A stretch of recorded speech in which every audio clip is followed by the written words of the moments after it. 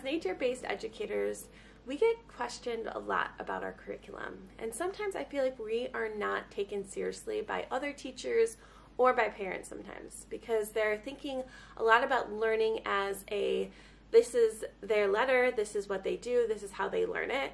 And it's so directed by a teacher and it's directed by a parent that they don't really think about what children are actually learning when they're playing and when we follow their lead.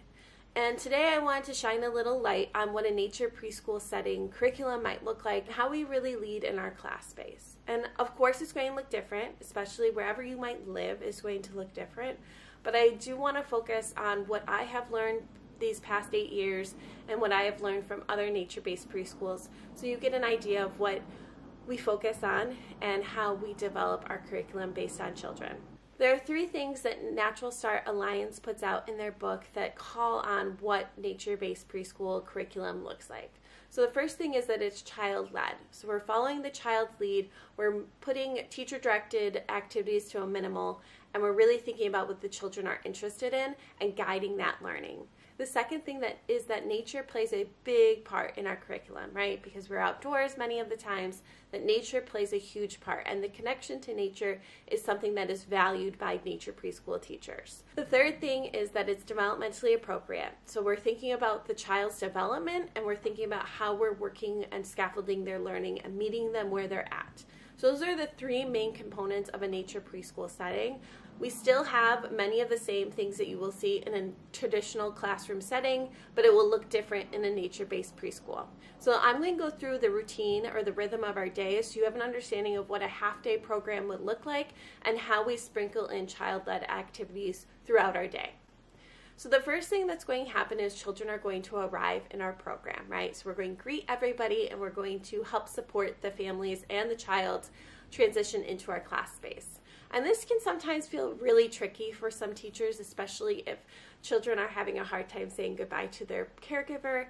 But there's always going to be ways that we can support children in finding what they can do in our class space and how we're supporting their social emotional development. So if a child is having a hard time transitioning into our class space, the big thing that we want to do is partner with the parent and let the parent or caregiver know what the plan is. If we're noticing that this is a normal thing for the child to really have big feelings when they're coming into our classroom, we want to have a plan together, because when we bridge the gap between teacher and caregiver, the child feels safer. So this is the number one thing that I think is valuable when we're thinking about any curriculum or anything about nature-based preschools.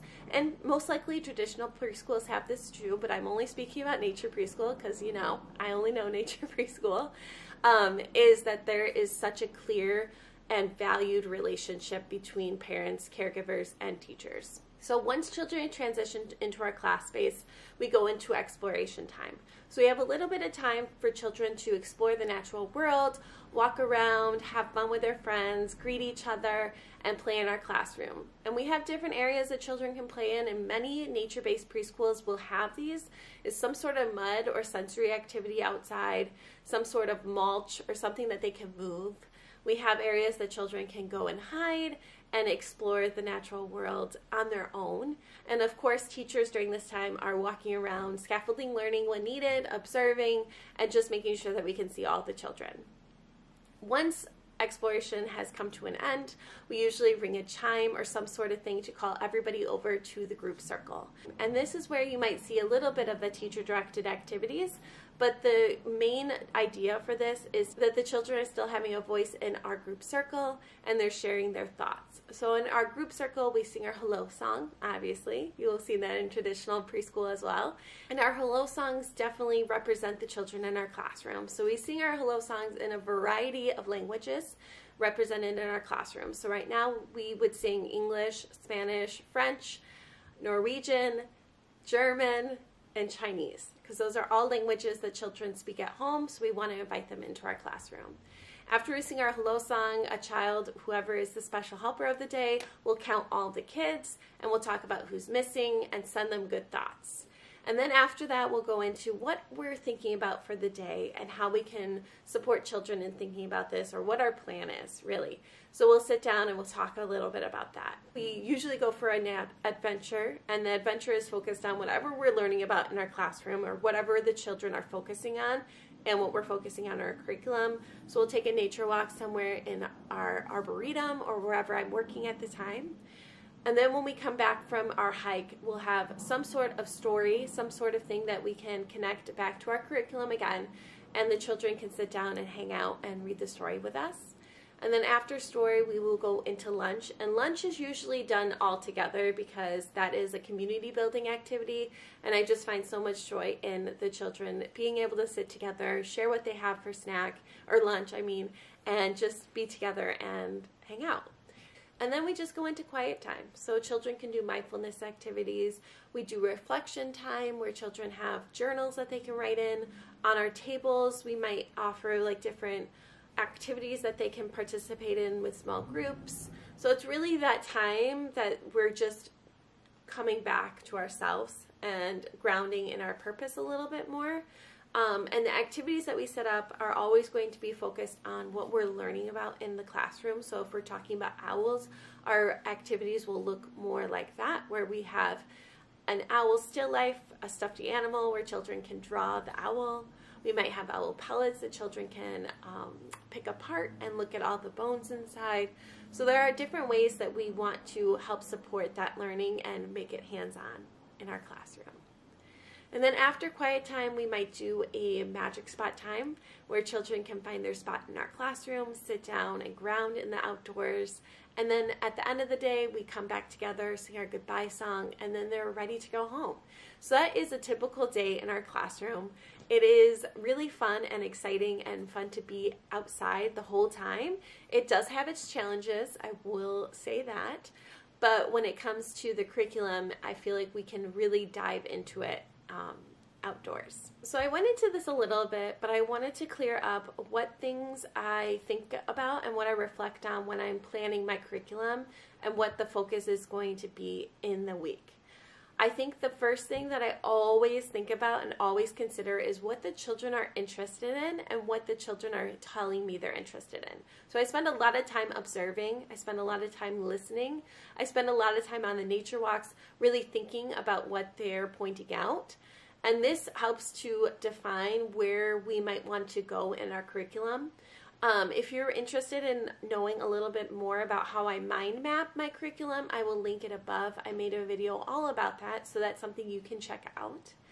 But my main thing is that I'm going to really be thinking about what the children are interested in leading my curriculum in that way. I want to show you a little bit of my curriculum so you have an idea of how I lay things out. And if you already saw my other video, then you know this already, but I do keep all of my curriculum in this binder.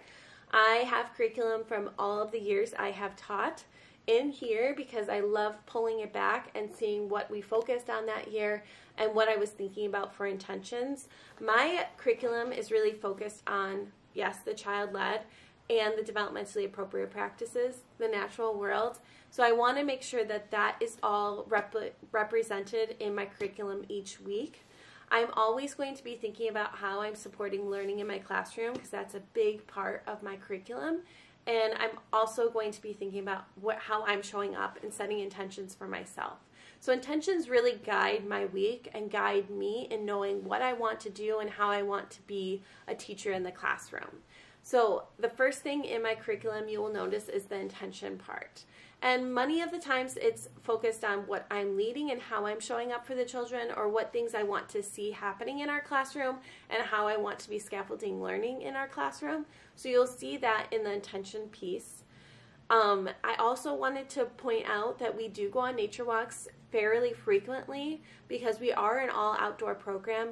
I do find that children are really interested in going on nature walks. Sometimes it's a little bit tricky where they are really focused on their play, and then those days we'll probably stay into the classroom or find ways to play along our trail. I also want to point out in the winter time, nature walks I think are a really big part of a nature preschool curriculum or a forest kindergarten where you're outside all the time.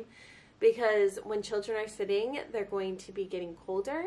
So if you can keep them moving on a nature walk, it's really helpful for them. So I always want to make sure that when it's a cold, wet day, we're going on nature walks. And I have heard from other nature preschool teachers that it is sometimes hard to take kids on nature walks, especially if children are having a difficult time on the nature walks.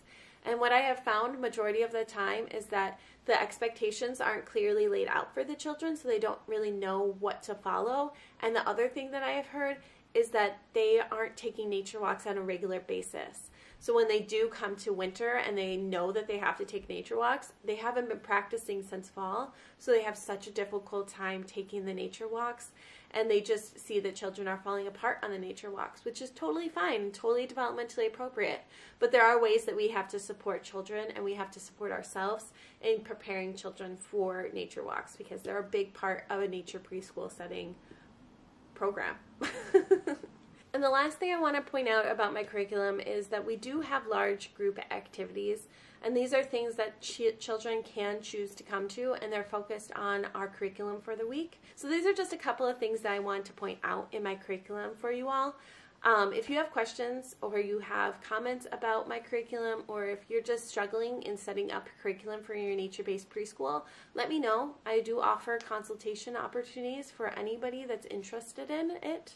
And I also want to focus a lot of effort on thinking about our curriculum a little bit further together and how I develop it. So if you ever have any questions, let me know. If you want me to put something on my website that's free that you can check out, let me know. I'm pretty flexible with all of these things. There are many different ways that we can involve children in our curriculum, and I think the biggest piece is that we really listen and we stay present in our classroom, and we reflect on our own teaching practices. So if we're noticing that children are having a hard time during X, Y, or Z time of our day, taking the space and time to really reflect on how we're showing up during that space will be helpful for us in understanding how we can show up differently and how we can support learning in our classroom.